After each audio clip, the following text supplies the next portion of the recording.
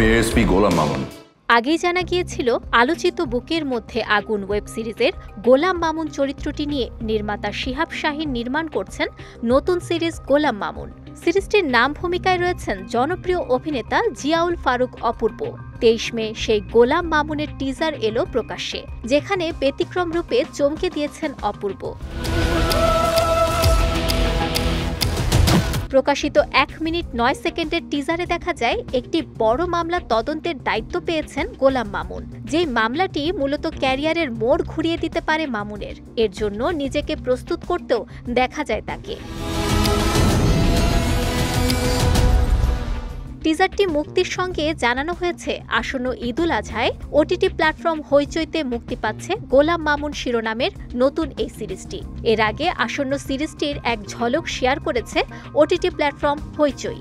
সেখানে গোলাম মামুনের ফার্স্ট লুকে অপূর্বর সঙ্গে দেখা গেছে অভিনেত্রী সাবিলা নূরকে। এদিকে 23 মে কাকতালীয়ভাবেই ঘটে গেল আরও একটি ঘটনা। এদিন দুপুরে অপূর্বর গোলাম মামুনের টিজারের পাশাপাশি সামনে এসেছে অভিনেত্রী আজমেরী হক বাঁধন অভিনীত নতুন সিনেমা এশা মার্ডার কর্মফলের অফিসিয়াল পোস্টার, যেটা নির্মাণ করেছেন সানি সানোয়ার।